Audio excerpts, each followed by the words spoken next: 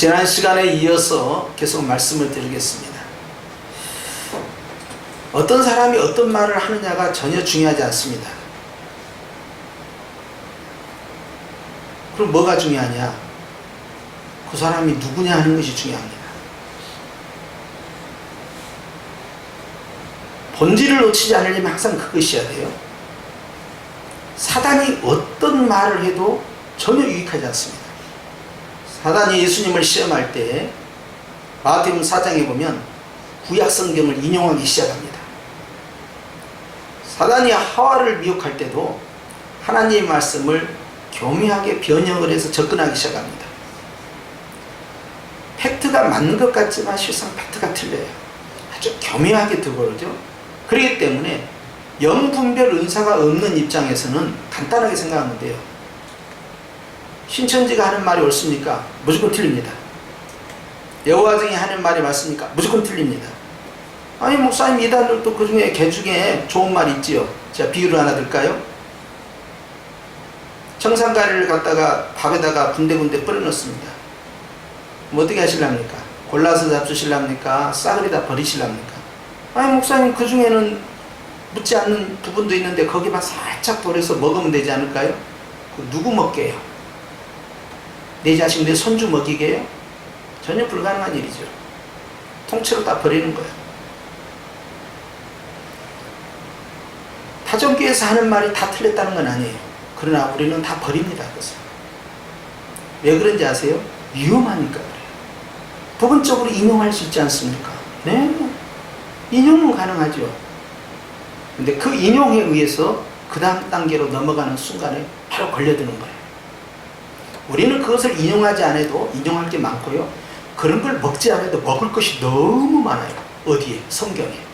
하나님의 말씀을 구원에 이르는 일에 또 구원받은 자가 바른 삶을 사는 일에 따라서 합시다. 충분하다.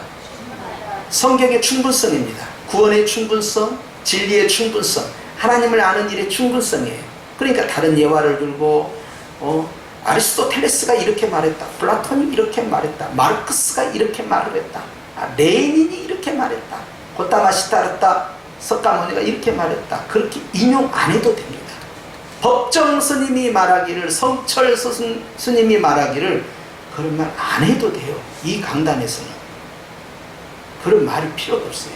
66권 말씀을 일평생 100년 동안 전한다 한들 시간이 부족해요. 그런 말을 인용할 이유가 없는 거죠. 그렇기 때문에 알아야 됩니다. 세상에 속한 사람은 결국 세상에 속한 말을 하고 하나님에게 속한 사람은 결국 하나님의 말을 하게 돼 있다. 그러니까 너는 누구냐가 중요한 거예요. 나는 어디에 속했느냐. 그게 중요합니다. 그러니까 말하는 내용을 가지고 그 사람을 평가하려고 하면요 속아 넘어갑니다. 그게 사기꾼이야. 제가 최근에 느끼는 거 뭐냐면 성도들 가운데서 누가 사기를 제일 잘 당하는가 제가 한번 생각해 봤습니다. 통계를 낸 건 아닙니다. 여러분 같은 누구 같아요? 성도들 가운데서 누가 제일 사기를 잘 당할 것 같습니까? 나이 드신 권사님? 연로하신 장로님? 주일학 학생? 청년들?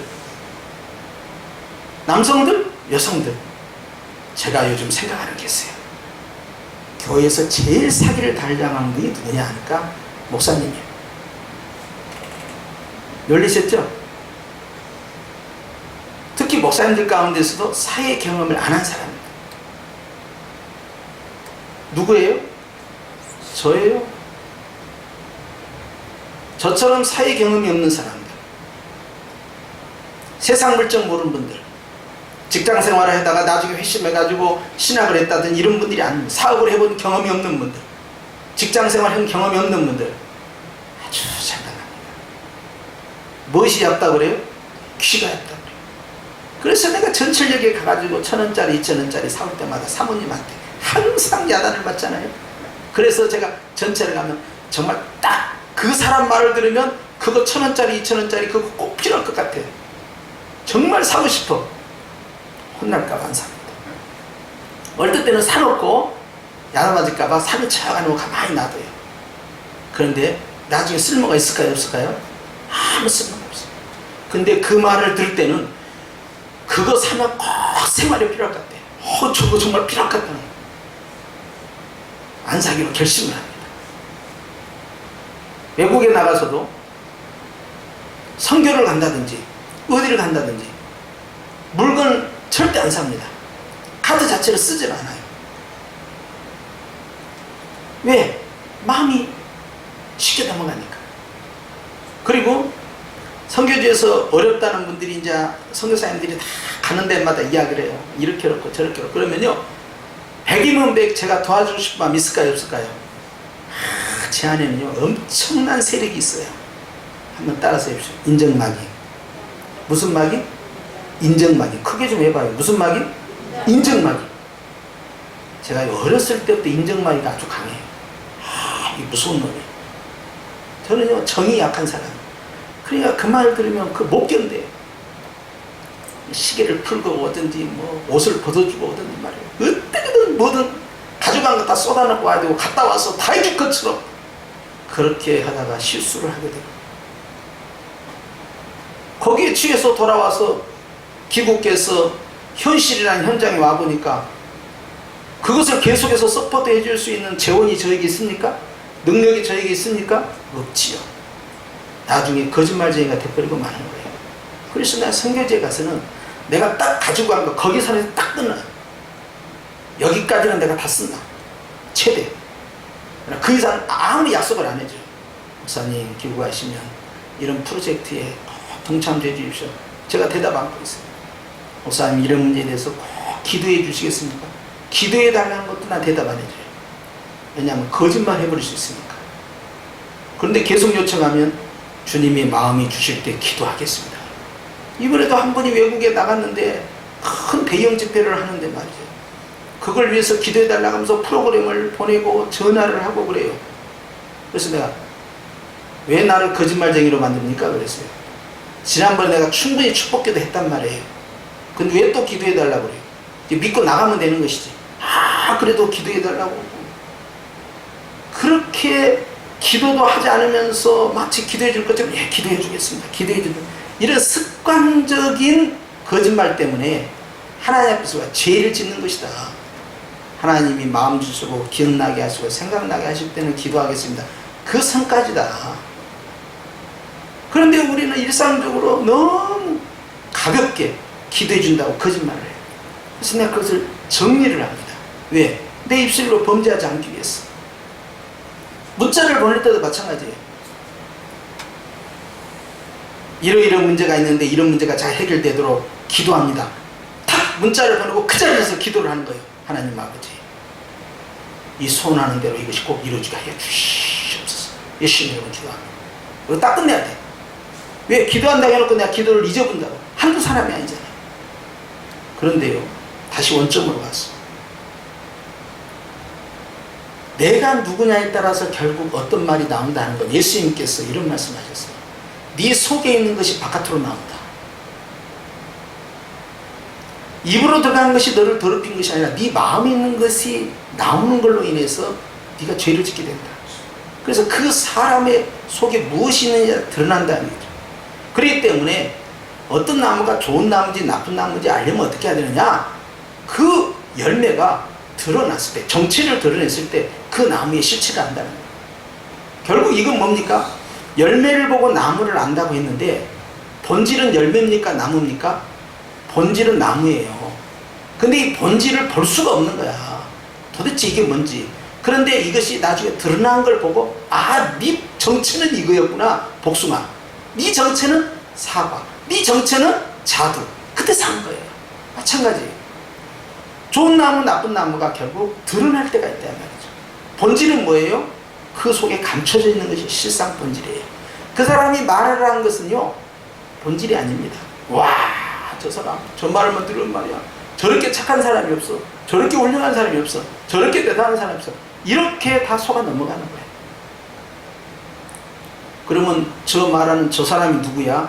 뒷조사를 하기 시작하는 거예요.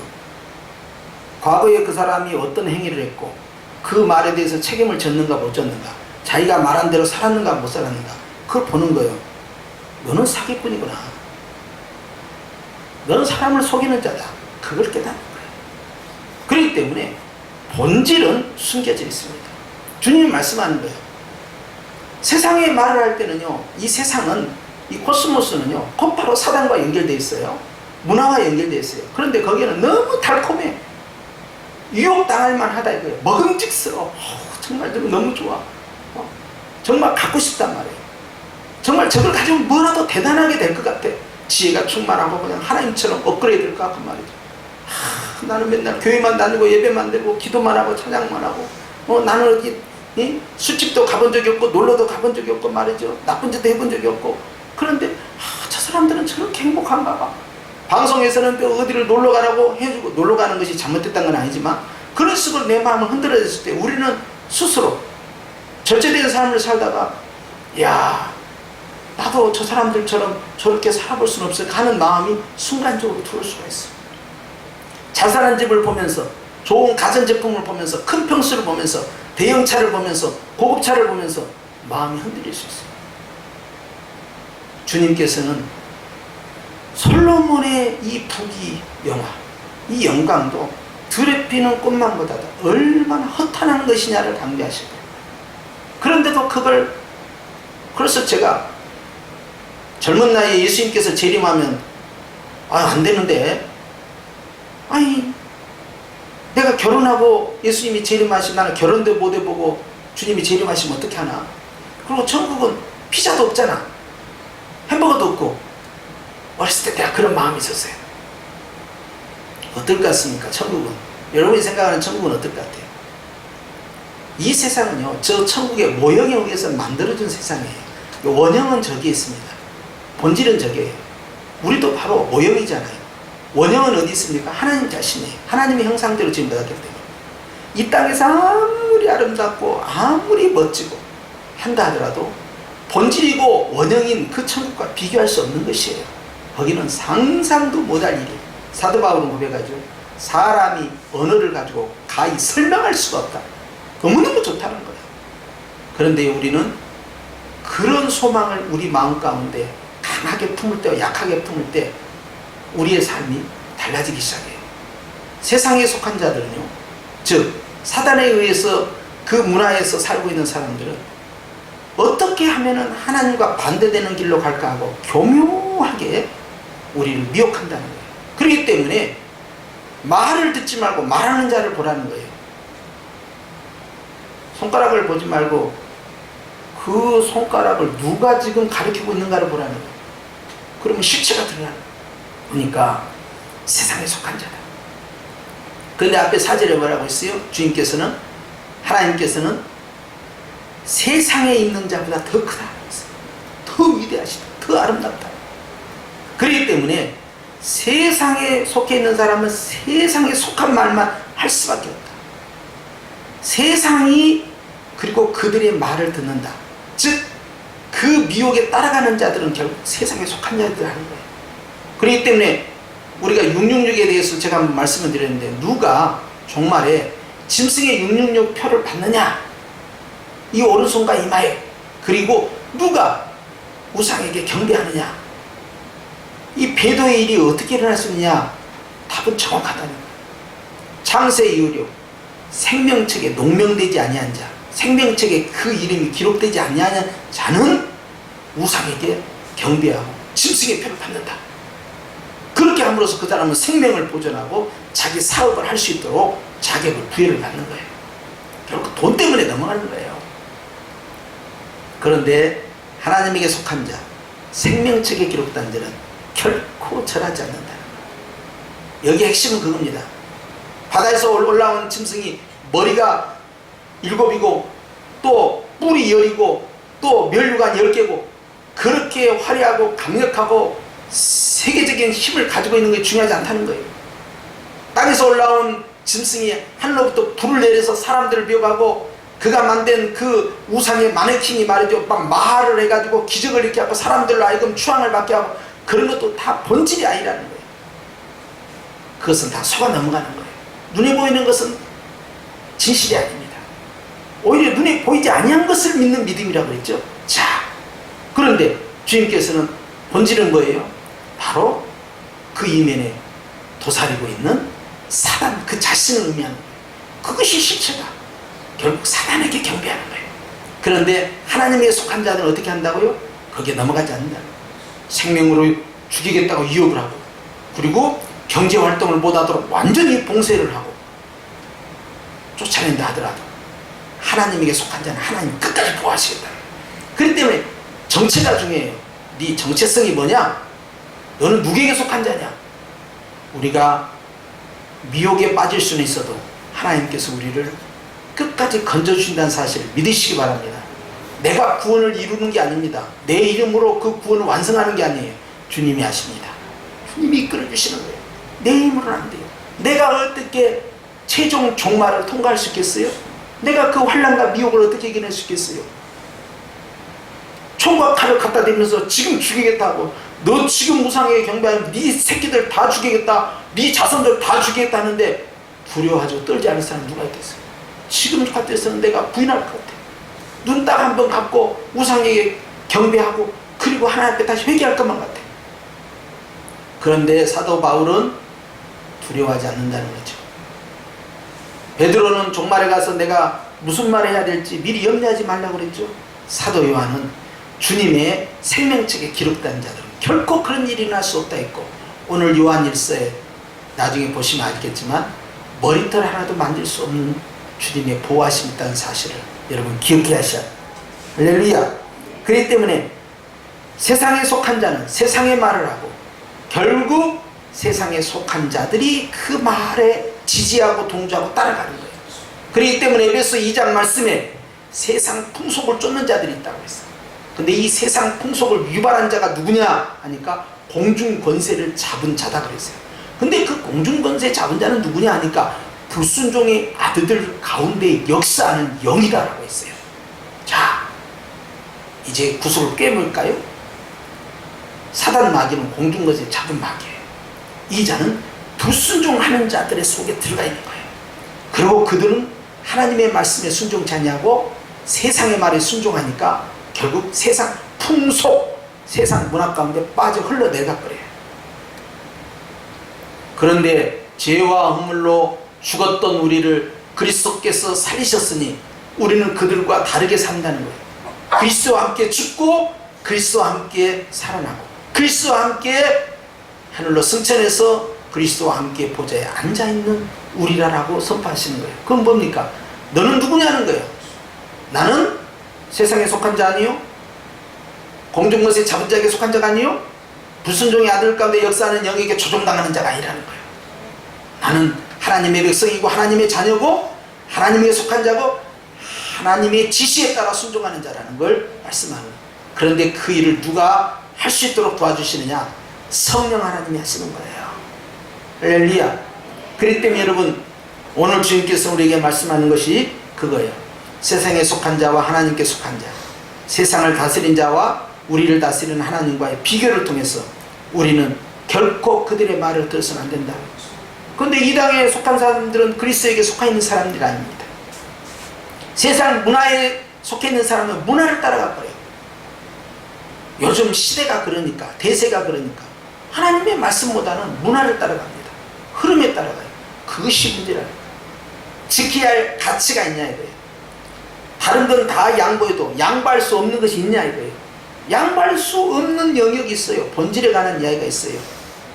산에 올라갈 때 산으로 올라가는 방법이 하나입니까? 여러 갈래의 길이 있어요. 여러 갈래의 길이 있는 것처럼 꼭 예수님을 통해서만 천국 가나, 다른 종교를 통해서도, 다른 존재를 통해서도, 다른 방식을 통해서도 다 산의 정상에 갈 수 있다. 그러니까 우리가 다른 것도 다 인정해 줘야 된다. 이런 다원주의에 빠져들면 안 되는 것이죠. 양보할 수 없는 것이에요. 자, 천하 인간의 구원을 말한 다른 이름을 우리에게 주신 바가 없다. 주님이 딱 이렇게 못을 박으면 다른 사람들이 공격하기 시작합니다. 기독교는 폐쇄적이다. 제가 오늘 동작구청에 갔다 오는데 앞에 어떤 사람이 리어커에 성경 구절을 높이 쌓아놓는 거예요. 심판의 때가 이르렀다. 회개해야 된다. 그날이 속히 오리라 하는 것을 사면에다 다 붙여놓고 한 2, 3m 이상 높이 올려놨어요. 종이를. 그래가지고 그걸 비닐로 코팅하고 가는 거예요. 전철에서도 보기도 하고 서울역에서 보기도 하고 터미널에서 보기도 하고 그래요. 그런 사람들. 근데 가만히 운전하면서 그 사람을 보면서 그랬어요. 사람들은 그렇게 말하죠. 목사님, 저런 식으로 전도하면 오히려 표 깎아먹어요. 전도를 더 못하게 됩니다. 그런 이야기를 저는 많이 들었어요. 그리고 저 사람이 어디에 속해 있는, 어느 단체에 속해 있는, 어느 교회에 속해 있는 누구일까, 그런 생각도 해봤어요. 그러면서 저는 이런 생각도 했어요. 너는 저 사람보다 더 열심히 복음을 전하고 있냐? 그건 아니더라.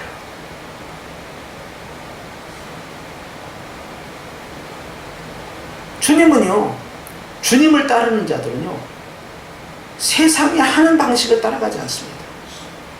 하나님이 원하는 방식을 선택해서 가는 거예요.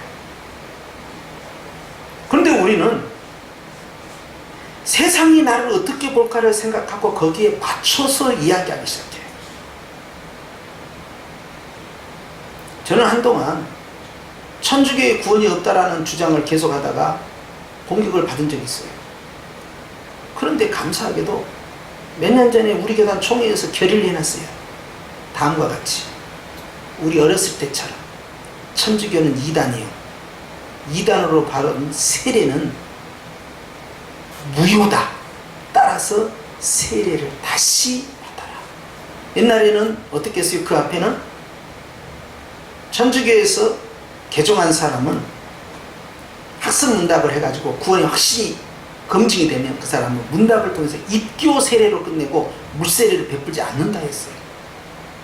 근데 이번에는 2단으로부터 받은 세례는 원천 무효라는 거예요. 세례 자체가 무효다. 그 신앙 고백 자체가 무효다. 성부와 성자와 성령의 이름으로 했지만 그들이 믿는 성부와 그들이 믿는 성자와 그들이 믿는 성령은 우리가 믿는 성부와 성자와 다르다는 거예요. 그러니까 원천 무효.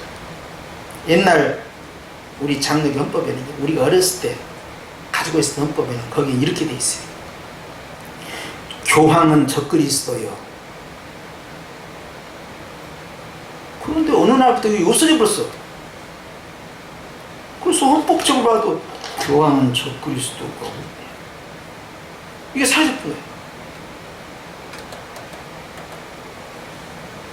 종교개혁을 일으킨 종교개혁자들은요, 교황과 교황의 권세를 가리켜서 적그리스도라고 했습니다. 사도 요한은요, 요한일서에 많은 적그리스도가 나타났다고 했어요.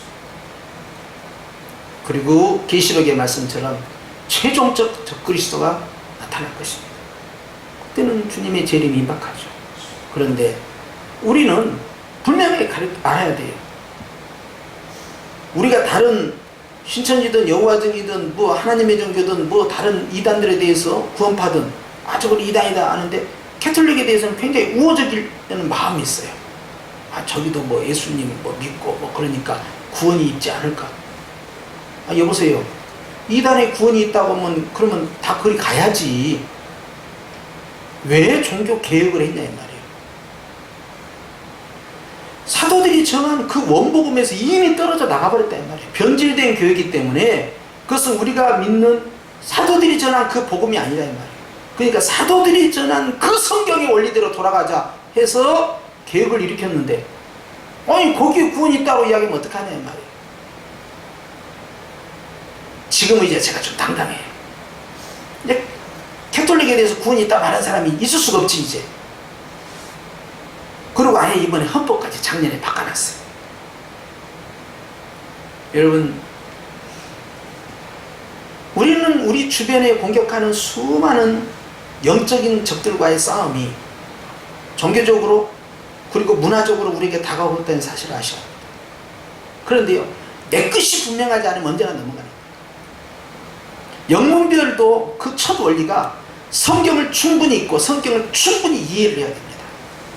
내 기준이 없으면요, 이것도 그것 같고 저것도 그것 같다.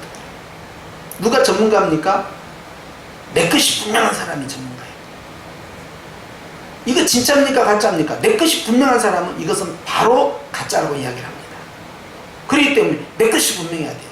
어떻게 해서 그렇게 신천지에 15만 명이 넘는 많은 세력들이 교회에서 이탈해서 모일 수가 있느냐 이 말이에요. 그들이 한때는 목사였고 장로였고 권사였고 집사였어요. 뭐 어떻게 그렇게 넘어갈 수 있냐는 거예요. 성경을 대충 믿으니까 그래요. 성경을 대충 공부하니까 그래요. 지식이 있어야 구원 얻는 거 아닙니다. 내가 초등학교밖에 안 나왔으면 어떻습니까? 내가 한글을 모르면 어떻습니까? 내가 알고 있는 거 분명한 건 있어야죠. 진짜와 가짜를 분별할 수 있는 기본적인 건 있어야죠. 예수님은 나의 주님이시오 나의 하나님이십니다. 예수님의 다른 구원이 없다는 걸 분명히 알아야 될 거 아니에요. 그런데 어떻게 해서 신천지에 가가지고 새로운 종말에 보혜사가 어떻게 등장할 것이며 재림 예수가 어떻게 등장할 수 있겠어요? 지금도 자기가 재림 예수라고 주장한 자가 있어요. 한둘이 아니에요 이것이. 그런데 거기에 넘어간다는 것이에요. 놀라운 일이에요. 넘어갈 때는 어떻게 넘어가요? 은사로. 은사. 병을 고친다든지 귀신을 쫓아낸다든지 은사를 통해서 자기를 포장합니다. 은사는요 복음을 전하는 사역을 위해서 주신 거예요. 교회를 더 건강하게 세우기 위해서 주신 것 뿐이에요.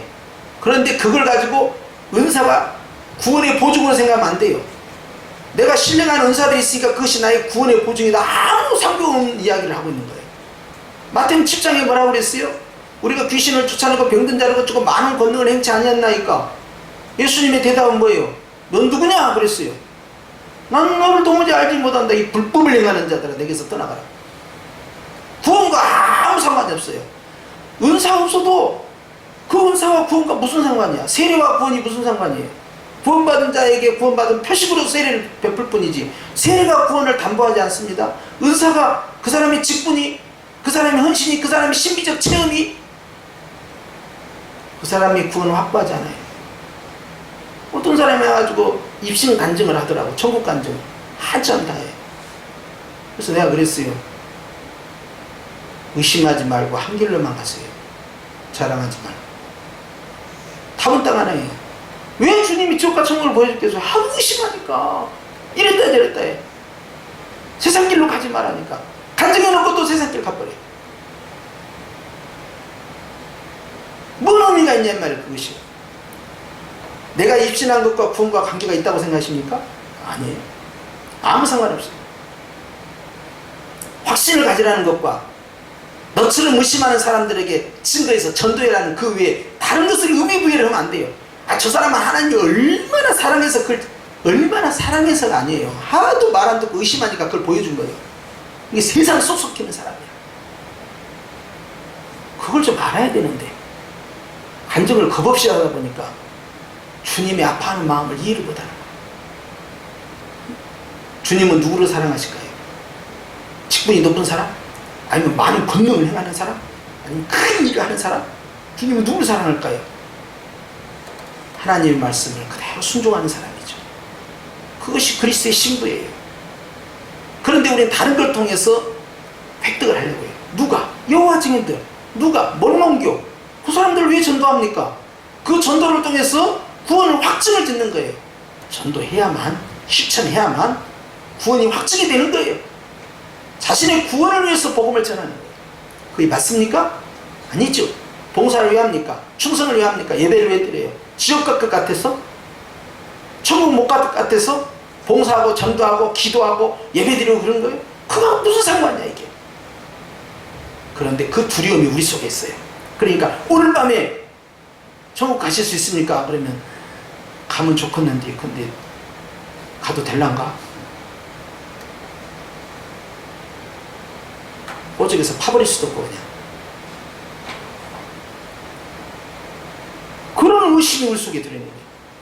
아직도 구원이 뭔지를 모르고 구원의 확신이 뭔지를 모르니까 엄청나게 많은 크리스찬들이 신천지 같은 그런 유치찬란한데 빠져들어요. 아니 내가 그 사람들이 나눠주는 교재를 읽어봤다니까. 보면서 내가 아주 탄식을 했어. 가서 저 유치원에 가서 가르치면 되겠다. 유치원에 가서. 세상에 이런 가짜는 것 갖고 세상에 넘어간단 말이에요. 그것이 한국교회 현주소였어요. 왜? 내 것이 분명하지 않아. 내 것이. 상대방을 알아라는 우리가 어떻게 다 합니까? 뭐 이단 뭐 전문가도 아닌데 우리가 어떻게 다 알아요 이걸. 주일날 와서 예배 드리고 가는 사람 그걸 어떻게 다 합니까? 그러나 내 것은 분명히 알아야지. 내 것은. 내가 다른 남자가 어떤지, 개똥이 내가 어쩐지, 소똥이 내가 어쩐지, 말똥이 내가 어쩐지, 그 집 남편에 대해서 내가 알게 뭐야. 그러나 내 서방, 내 남편에 대해서는 알아야 될 거 아니야. 어디를 가도 얼굴만 만져봐도 아이고 우리 서방님이구나. 어디를 가도 손만 잡아도 아이고 내 남편이다. 이것이 내 남편인가, 내가 긴 것도 같고 아닌가, 옛날에 만났던 개똥인가 아닌가, 헷갈리네. 그것이 그렇게 느낌이 안 와? 얼마나 떨어져 살았으면 모르겠어요. 마스크를 쓰고 와도 아이고 우리 너희 자식이다, 우리 손주다, 금방 눈에 알 거 아니에요. 예수님 향기만 느껴도 예수님 오셨네? 이게 바로 가야지. 내 것을 몰라보고 누구 것을 알아보겠다는 거. 세상에 속한 자들은 맨날 세상 이야기만 하고요. 그리고 인기를 얻어요. 인기, 지지를. 그게 무슨 의미가 있냐고요. 우리는 모세를 기억해야 됩니다. 광야교회가요, 자그마치 목회를 200만 명에서 400만 명 목회를 했어요. 광야교회가. 그런데요, 하나님께서요, 시내산에서 뭐라고 말씀하셨어요? 자, 적게 잡아서 200만, 많게 잡아서 400만 이상인데 저 사람들 다 정리해 보자 그랬어요. 교회 해산시키고 다시 개척하자 그런 거예요. 내가 너를 통해서 다시 개척하겠다. 그때 나이가 80이야. 내가 40살만 같아도 다시 개척하겠다고 했는데, 아니 80살에 말이야 개척하자고 하니까 이게 되겠어요? 모세가 울고 난리났어요. 주님, 그럴 수는 없나이다. 생명책에서 내 이름이 지어질 전점 주여 제발 그러지 마옵소서. 만약 저들이 다 없어진다면 세상 사람들이 뭐라고 하겠습니까? 여호와가 자기 백성을 광야로 끌어들여서 죽이려고 했구나 라고 이렇게 되지 않습니까? 하나님 영광을 가리오니 주님, 제발 하나님의 영광을 위해서라도 그리 할 수는 없나이다. 애걸복걸 난리가 난 거예요.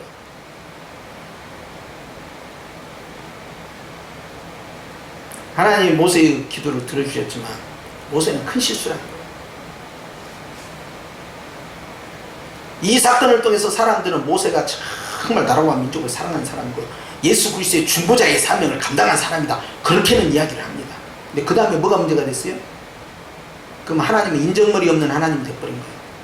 하나님은 생각이 짧은 하나님이 순식간에 되어버렸어요. 방금 하나님이 허언하지 않습니다. 하나님은 완벽 그 자체예요. 농담이 없어요.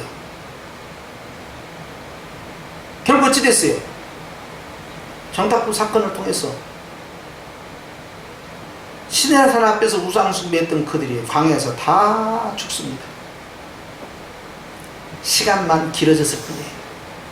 그 사람들을 통해서는 새 역사를 이룰 수 없다는 거예요. 그래서 세대를 교체하기 시작합니다. 교체될 때까지 40년을 기다려야 했었고 하나님의 시간은 계속 지시되고 있는 거예요. 그리고 모세조차도 체인지가 되고 지도자를 여호수아로 바꿔서 새로운 2세대를 통해서 다음 세대가 다음 사역을 진행하도록 주님을 바꾸십니다. 왜 하나님을 농담하는 줄로 생각하고 하나님이 인정머리 없는 걸로 생각하고 하나님은 생각이 짧은 하나님으로 그렇게 몰아가냐고. 누가? 모세, 네가 그랬잖아.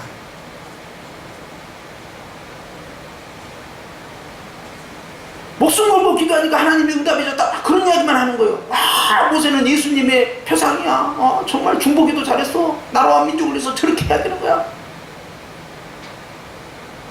그럼 하나님은 어떻게 되는 거예요?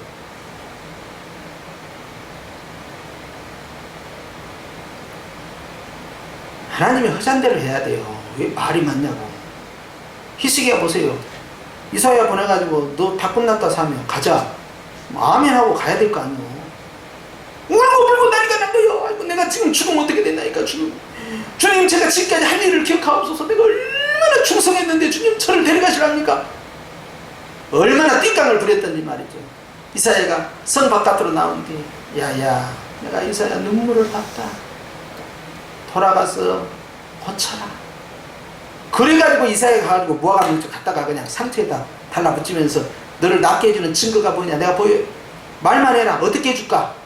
그러니까 해가 10도 뒤로 물러갔으면 좋겠나 해줬지. 자, 그래 생명 연장이 돼서 15년이 히스기야가. 그래서 그것이 뭐예요? 나라를 망친 사람 아니요, 나라를 멸망시키는 장본인 히스기야요. 그 위대한 히스기야. 보물고 무기고 다 보여주고 나섰다고 그냥 정신을 그냥 팔고 말이요. 어찌 됐어요? 나라를 망쳐버렸어요. 그리고 한 일이 뭐예요? 15년 동안 애기 하나 낳았어요. 애기 3년 후에 애기 하나 낳았다고. 12살짜리 애기 하나 낳아놓고 갔어. 그때서야 15년 더 살고. 근데 그 애기가 누구요?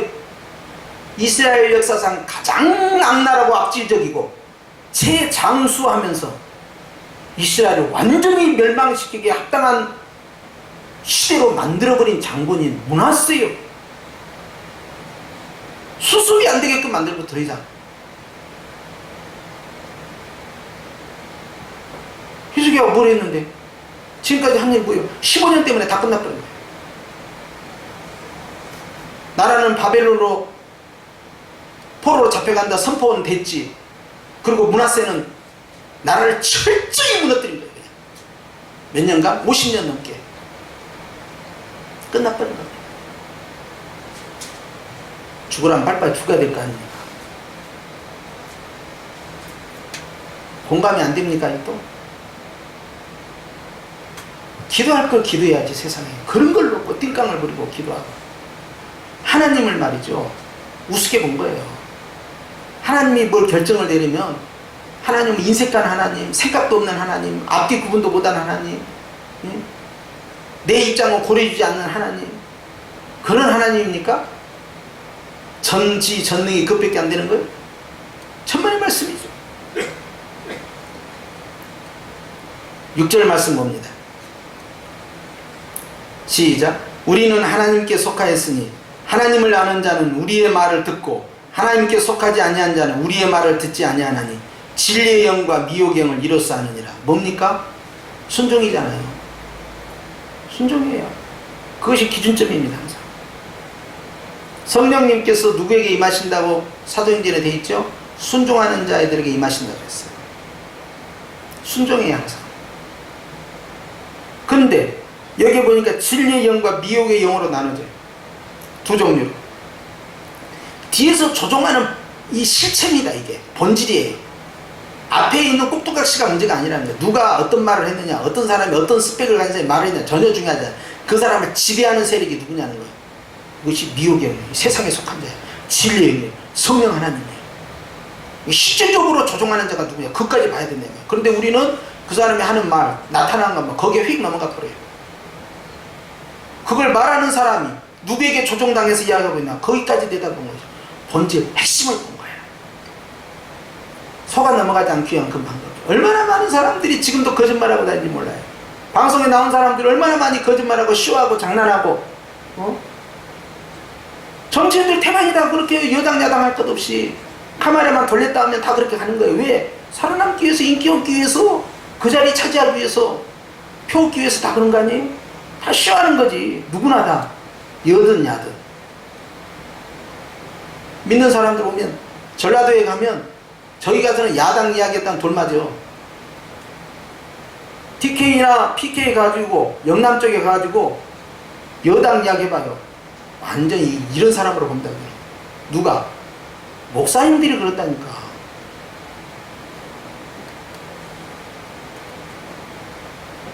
이제 이번에 잘 됐어. 한일전까지 이제 벌어졌으니까 이제는 죽기 살기로 싸우게 생겼는데, 자, 가령 한 달 후에 한국하고 일본하고 축구를 한다고 합시다. 와, 이것은 진짜 전쟁 중에 이런 전쟁은 없을걸? 그리고는 뭐라고 선전합니까? 우리의 숙적 일본과 먼저 왜 숙적이 그러나 그렇게 국민들 선동하면 되겠어요? 일본에 가서 선교한 사람들은 뭐가 되는 거야 그러면? 응? 전라도에 가서 왜 여당을 비판을 못합니까? 왜 야당을 지지 못해요? 경상도에 가서 왜 야당을 비판 못합니까? 여당을 왜 지지할 수 없어요? 주님께서는 요소를 통해서 너는 좌로도 흔들리지 말고 우로도 흔들리지 말라고 했어요. 아유, 그런데 교회가 말이죠, 야당으로 갔다가 여당으로 갔다가 흔들리면 되겠어요? 우리는 오직 예수님인데. 투표는 자유니까 하고 됩니까? 투표는 자유니까, 민주국가니까 투표는 자유니까 목사님 우리 마음대로 하면 될 거 아니에요? 마음대로 하십시오. 마음대로 해. 주님이 다 보고 계세요. 어떻게 결정하고 누구 표 찍고 있는지. 그건 심판받는다고 생각 안 하세요? 기도해야지. 지연, 혈연, 자기 신념, 자기 취향을 따라가지 말고 주님이 뭘 원하실까? 더 깊이 고민하고 더 깊이. 우리는요 항상 예수님 편이어야 돼요. 아니 무슨 신성시대야? 왜 여당을 까지 못하고 야당을 까지 못한다는 거예요? 아니 푹 빠졌어 그냥. 아니 목사님들 중에도 그런다니까. 목회자가 그러면 되겠어요? 목회자는 양쪽 다 칠 줄 알아야 돼요. 잘못했다가는 회초리를 들어서 떼야 돼요. 누구를 막론하고. 얼마나 많이 기도를 해야 되겠습니까? 교회가 그 역할을 해야 돼요. 전라도 사람들이 많은 교회, 경상도 사람들이 많은 교회, 이것이 문제인 거예요. 교회 안에 누구의 말을 듣고 있냐 이 말이에요. 성령의 음성을 들어야 될 거 아니에요. 그렇죠 여러분? 여러분 어때요? 누구 말을 듣습니까? 주의 음성을 듣습니까? 아니면 내가 지금까지 해왔던 대로 하는 겁니까? 우리 집에서 누가 그러더라고요. 아버지 정치 이야기는 하지 말고 투표 이야기는 안 했으면 좋겠습니다 그래요. 그래? 그럼 네가 그 일에 네가 책임져라.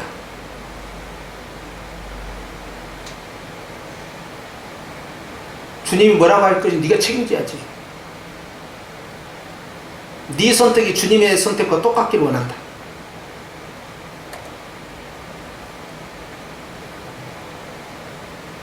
우리는 지금도 많은 흔들림 속에 살고 있습니다. 교회는요 흔들리지 아니할 분명한 이유가 있어요. 왜? 예수님이 계시기 때문에 그래요. 교회가 중심을 잡고 오직 그리스도께서 원하는 방향으로 직진해서 가야 되는 거예요. 교회조차도 세상 논리와 똑같이 가치 판단을 하게 된다면 누가 이 세상을 나가서 중심을 잡아줄 수 있는 존재가 되겠습니까? 안 되죠.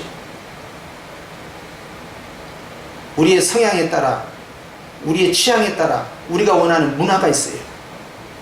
그럴 때마다 우리는 기도합니다. 주님은 나의 삶이 어떤 모습이길 원하실까? 이런 고민을 해야 돼요. 오늘 또 하나님께서는 우리에게 말씀합니다. 주의 음성을 들으라는 거예요. 그만큼 성경을 가까이 하고 그만큼 기도를 가까이 하고 그만큼 주님께 가까이 가는 거예요. 아버지의 마음을 품는 것이 중요합니다. 이것이 진정 이 땅의 복음의 제사장이요 기도의 제사장이에요. 중심을 잡는. 그래서 하나님과 백성 사이에 서 있어야 할 자가 누구냐? 바로 이 땅에 있는 성도들입니다. 할렐루야. 그렇기 때문에 흔들려서는 아닌데요. 초지일각 예수만 바라보는 것입니다. 특별히 7월은 예수님만 따라가는 그런 복된 달 되시기를 주의 이름으로 축원합니다. 기도드리겠습니다.